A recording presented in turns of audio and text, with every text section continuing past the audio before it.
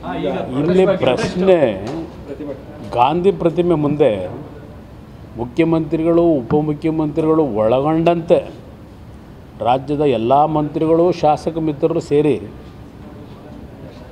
ಇಡಿಯ ದಬ್ಬಾಳಿಕೆ ಅಂತೇಳಿ ಯಾರೋ ಒಬ್ಬ ಎಮ್ ಡಿ ಅವನ ಮನದಕಾರಿ ಅವನು ಸರ್ಕಾರ ಹೇಳಿದ್ರೆ ಸೇನಾ ಕೊಟ್ಟಿರ್ತಾನೆ FIR ಹಾಕ್ಸವನೆ.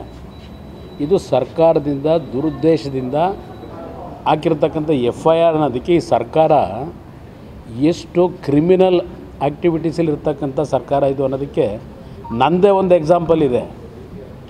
ಈ ಸರ್ಕಾರಕ್ಕೆ ಯಾವ ನೈತಿಕತೆಯನ್ನು ಇಟ್ಕೊಂಡು ಈ ರಾಜ್ಯದ ಮುಖ್ಯಮಂತ್ರಿ ಉಪಮುಖ್ಯಮಂತ್ರಿ ಇವತ್ತು ಕೇಂದ್ರ ಸರ್ಕಾರದ ವಿರುದ್ಧ ಧಿಕ್ಕಾರ ಕೂಗ್ತಾ ಇವತ್ತು ಇಡಿಯ ಮುಖಾಂತರ ಅವ್ರಿಗೇನೋ ತೊಂದರೆ ಕೊಡಲಿಕ್ಕೆ ಹೊರಟಿದ್ದಾರೆ ಅಂತೇಳಿ ಪ್ರತಿಭಟನೆಯನ್ನು ಮಾಡ್ತಾಯಿದ್ದಾರೆ. ನಾನು ರಾಜ್ಯದ ಮುಖ್ಯಮಂತ್ರಿಗೆ ಉಪಮುಖ್ಯಮಂತ್ರಿ ಕೇಳಲಿಕ್ಕೆ ಬಯಸ್ತೀನಿ. ಪಾಪ ಮಂತ್ರಿಗಳು ಭಾಳ ಜನ ಹೇಳಿಕೆ ಕೊಡ್ತಿದ್ದು ಗಮನಿಸಿದ್ದೇನೆ. ಭಾಳ ಜನ ಮಂತ್ರಿಗಳು ಅವ್ರಿಗೂ ಹೇಳಲಿಕ್ಕೆ ಬಯಸಿ 4 ಜನ ಮಂತ್ರಿಗಳು ಪಾಪ ತರಾತುರಿಲಿ ಹೇಳಿಕೆ ಕೊಟ್ಟಿದ್ದು ನೋಡಿದೆ. ಅಧಿಕಾರ ದುರುಪಯೋಗ ಪಡಿಸ್ಕೊಳ್ತಕ್ಕಂಥದ್ದು ಯಾವ ರೀತಿ ನಡೆಸಿದ್ರಿ ನೀವು ಈ ಸರ್ಕಾರ ಬಂದ ಮೇಲೆ?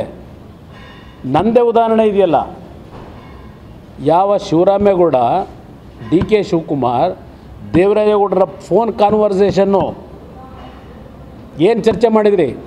ಫೋನ್ ಕಾನ್ವರ್ಸೇಷನಲ್ಲಿ ಕುಮಾರಸ್ವಾಮಿಯವರ ಹೆಸರನ್ನ ಪೆನ್ ಡ್ರೈವ್ನ ಬಿಡುಗಡೆ ಮಾಡ್ತಕ್ಕಂಥದ್ರಲ್ಲಿ ಕುಮಾರಸ್ವಾಮಿನೇ ಮೂಲ ಕಾರಣ ಅಂತ ಹೇಳಿ ಹೇಳಿಕೆ ಕೊಡು ಅಂತೇಳಿ ಹೇಳಿದವರು ಯಾರು?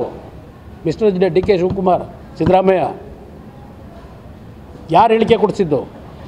ನಂತರ ಚರ್ಚೆ ನಡೀತಲ್ಲ ಶಿವಕುಮಾರ್ಗೂ ದೇವರಾಜೇಗೌಡರಿಗೂ, ಏನು ಚರ್ಚೆ ಮಾಡ್ಕೊಂಡ್ರಿ? ಯಾರ ಜೊತೆ ದುಡ್ಡು ಕಳಿಸಿದಿರಿ? ದೇವರಾಜೇಗೌಡರಿಗೆ. ದೇವೇಗೌಡರ ಕುಟುಂಬವನ್ನು ಸರ್ವನಾಶ ಮಾಡ್ತಕ್ಕಂಥದ್ದನ್ನು ಈ ಸರ್ಕಾರ ತೀರ್ಮಾನ ಮಾಡಿದ್ದೀವಿ, ಧೈರ್ಯವಾಗಿ ನೀನು ಹೇಳು ಕುಮಾರಸ್ವಾಮಿ ಹೆಸರನ್ನ ಅಂತೇಳಿ ಹೇಳಿಕೆ ಕೊಡಿಸಿದ್ರಲ್ಲ. ಅವತ್ತಿನ ಕಾನ್ವರ್ಸೇಷನ್ಲಿದ್ದಿದ್ದು ಇದೇ DK ಶಿವಕುಮಾರ್, ಇದೇ ಶಿವರಾಮೇಗೌಡ, ದೇವರಾಜೇಗೌಡ. ಅದು ಕೊಡಲಿಲ್ಲ ಅಂಥೇಳಿ ದೇವರಾಜೇಗೌಡನ ಏನು ಮಾಡಿದ್ರಿ? ಯಾವುದೋ ಒಂದು ಸುಳ್ಳು ಕೇಸನ್ನು ಆ DG ಕೈಲಿ ಕರೆಸಿ DG ಆ ಕಚೇರಿಗೆ ಒಂದು ದೂರು ತಗೊಂಡು ಜೈಲಿಗೆ ಕಳಿಸಿದ್ರಿ. ನೀವು ಏನು ಪ್ರಜಾಪ್ರಭುತ್ವದ ವ್ಯವಸ್ಥೆಯನ್ನು ಉಳಿಸಿ ಕಾನೂನಿನ ಒಂದು ಗೌರವ ಕೊಟ್ಟು ಕೆಲಸ ಮಾಡ್ತಕ್ಕಂಥ ಯೋಗ್ಯತೆ ಇಟ್ಕೊಂಡಿದ್ದೀರ ನೀವು.